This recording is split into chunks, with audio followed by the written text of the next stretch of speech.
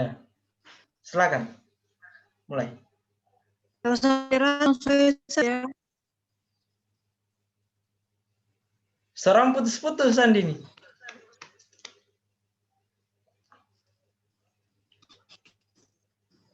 kakaknya bilang saya langsung saja sebagai moderator. Serang putus-putus.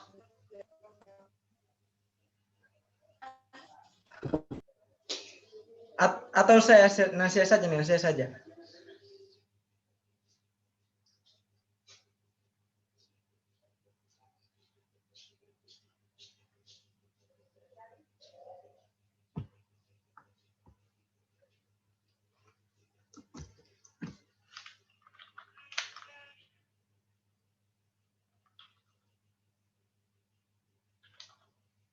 Oke. Baik.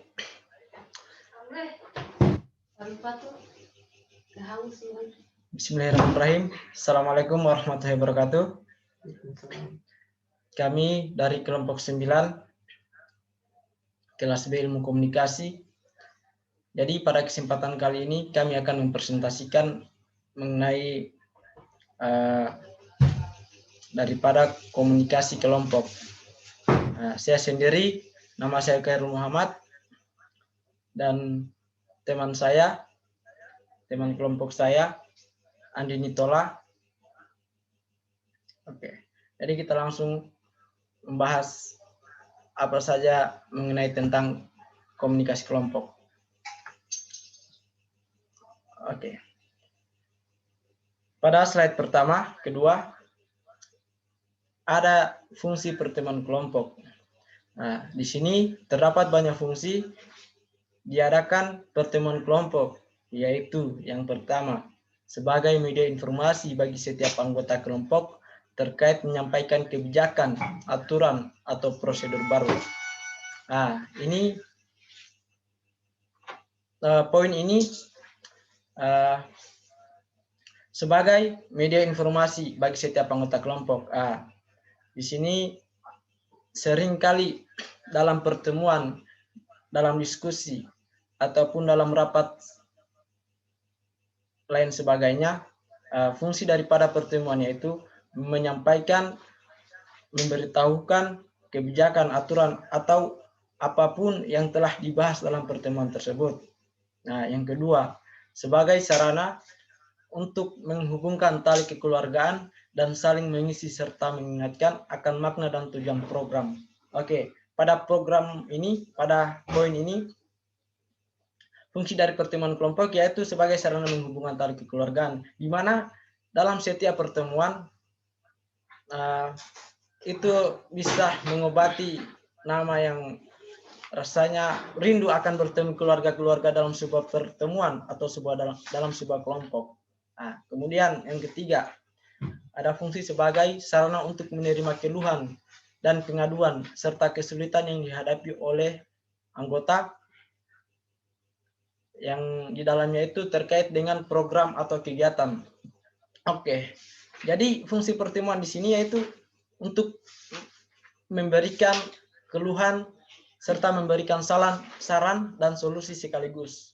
Jadi kebanyakan daripada pertemuan-pertemuan kelompok itu, kebanyakan setiap anggota memberikan keluhan, memberikan saran maupun solusi. Ya, itu merupakan fungsi dari pertemuan kelompok itu sendiri. Kemudian yang keempat, sebagai solusi terhadap permasalahan yang dihadapi anggota, juga turut serta memberikan motivasi agar lebih giat dalam kegiatan kelompok. Baik, pada poin ini, fungsi daripada pertemuan kelompok itu sendiri itu sebagai solusi permasalahan. Ya, kebanyakan dari anggota itu biasa mengeluh akan permasalahan-permasalahan dalam sebuah organisasi atau dalam sebuah perkumpulan. Jadi fungsi dari pertemuan itu sendiri, ketika anggota mengeluarkan keluhan, otomatis sebagai anggota lainnya sebagian memberikan saran, memberikan solusi, memberikan jalan jalan di mana untuk keluar dari permasalahan tersebut. Kemudian yang kelima di sini, sebagai metode untuk membangun kesadaran kepada setiap anggota untuk memiliki wawasan kebangsaan dan cinta terhadap tanah air dan mampu membantu anggota mengenali jati dirinya. Baik, pada poin kali ini, fungsi dari pertemuan kelompok itu sendiri yaitu membangun kesadaran. Membangun kesadaran kepada setiap anggota dan memiliki wawasan kebangsaan. Jadi, biasa dalam pertemuan itu, entah itu dalam forum diskusi, forum formal maupun non formal itu, biasa setiap anggota membicarakan atau mengeluarkan argumen-argumen mereka, mengeluarkan pendapat-pendapat mereka mengenai suatu permasalahan atau ilmu. Jadi di situ sekaligus menjadi wawasan baru terhadap anggota-anggota lainnya. Kemudian di sini ada yang namanya sebagai wadah menyalurkan kemampuan serta keterampilan anggota sebagai nilai tambah menuju kemajuan kemandirian kelompok. Oke, baik, pada poin ini banyak sekali ya kita temui mengenai fungsi pertemuan itu sendiri, yaitu dalam pertemuan itu atau dalam sebuah perkumpulan organisasi itu adalah wadah di mana kita bisa mengeluarkan kreativitas kita sendiri, bisa mengeluarkan ide-ide gagasan yang ada di pikiran kita. Jadi kita tuangkan semua ke dalam pertemuan itu sehingga menghasilkan kemandirian, menumbuhkan rasa kemandirian yang ada pada diri kita sendiri. Oke. Lanjut ke slide berikutnya. Oke. Kedua, menyelenggarakan pertemuan yang produktif. Oke. Di sini dalam menyelenggarakan pertemuan yang produktif, hal-hal yang mendukung daripada pertemuan itu harus pertama lingkungan yang memadai, di mana lingkungan yang memadai di sini yaitu dalam proses pertemuan, dalam proses pertemuan kelompok itu biasa selalu ada daerah-daerah di mana akibat dari sisi negatif daerah tersebut membuat rusuh atau bising terhadap pertemuan. Untuk itu harus ada yang namanya lingkungan yang memadai sehingga prosedur atau jalannya pertemuan itu terarah baik dan dapat disimak. Kemudian manajemen waktu. Manajemen waktu di sini harus ada yang namanya dalam pertemuan itu ada yang namanya manajemen waktu, mengelola waktu, di mana waktu di sini agar setiap anggota dapat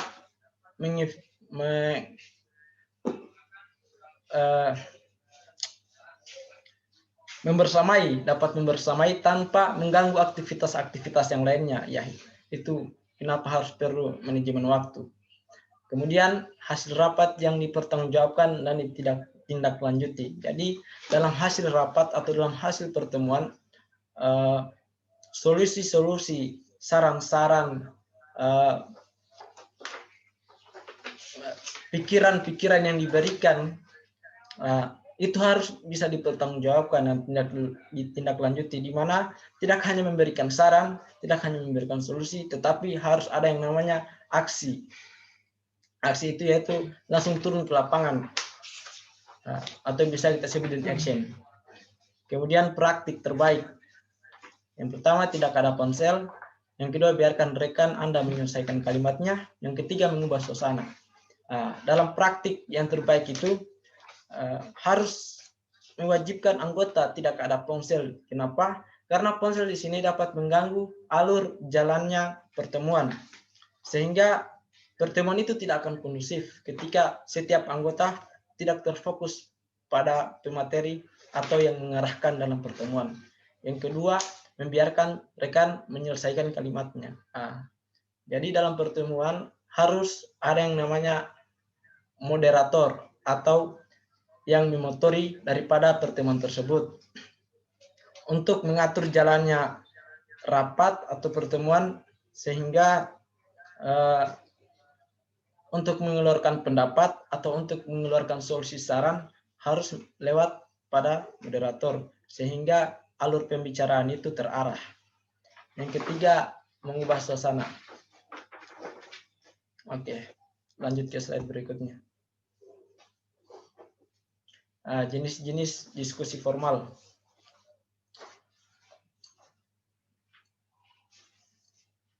Andini, kamu juga? Saya serahkan ke Andini. Waktu dan tempat saya persilahkan.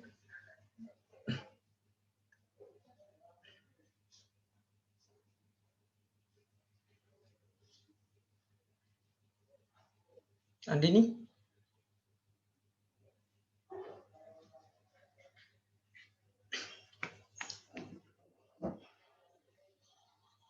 Oh ya, mungkin jaringan Andini jelek karena dia saat ini masih berada di kampung.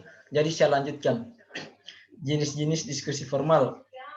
Ada yang namanya seminar, di mana seminar ini diskusi yang diadakan lewat online. Yang kedua, lokal karya atau sanggar kerja. Sanggar kerja ini seperti pembentukan daripada apa namanya?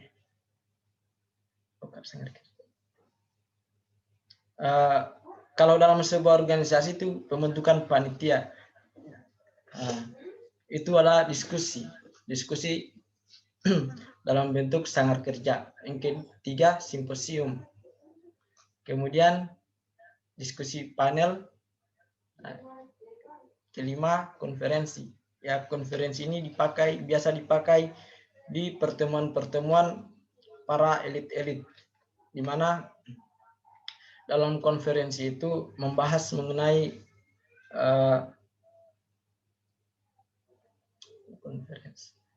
mengenai hal-hal yang berhubungan dengan apa lagi namanya,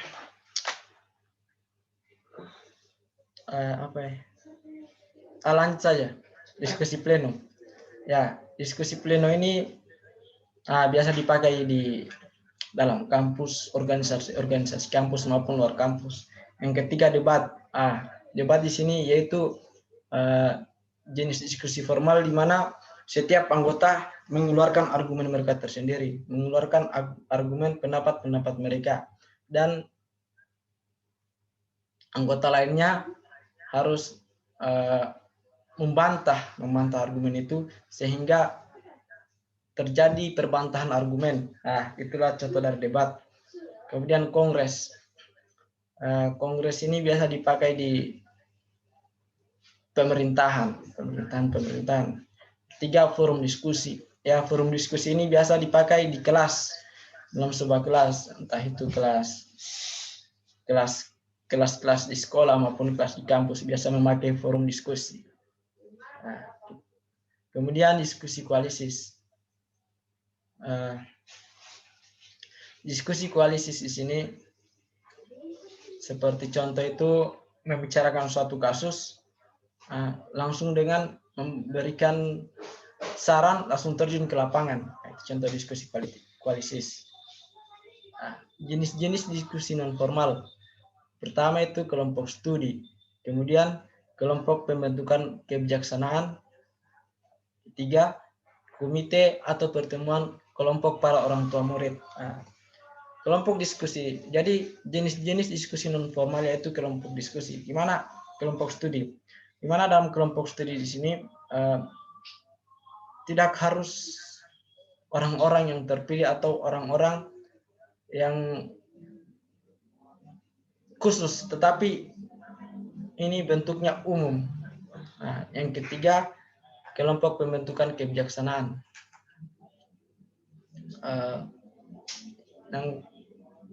Kemudian yang ketiga, komite atau pertemuan kelompok orang tua murid. Biasa dilakukan di sekolah-sekolah SMA, SMP maupun SD sederajat.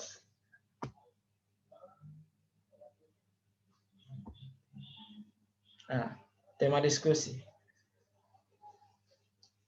Jadi saya serahkan ke saudari si Andini. Saudari Andini. Waktu dan tempat saya persilahkan.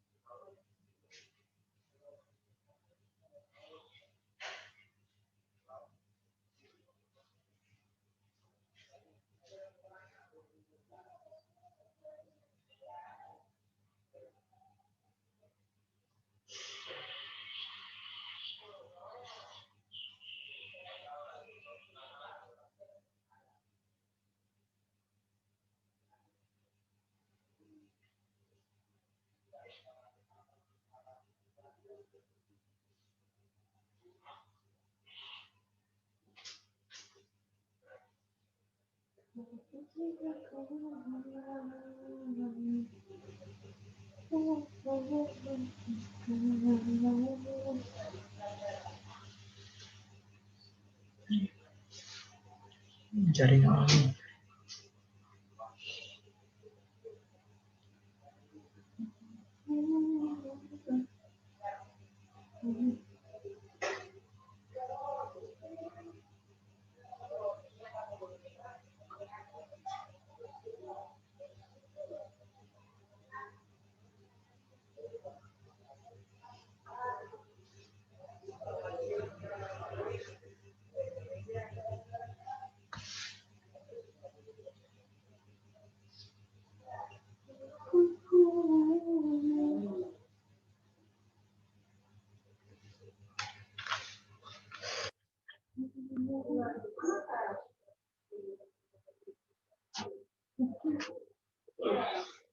Astagfirullah. Tidak ada yang lihat.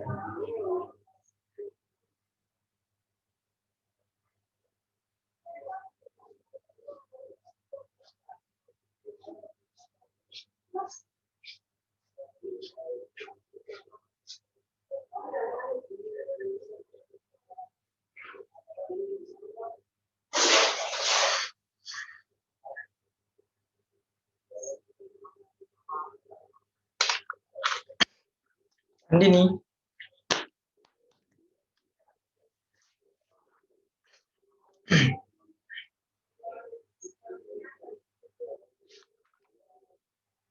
Oke, kemudian di sini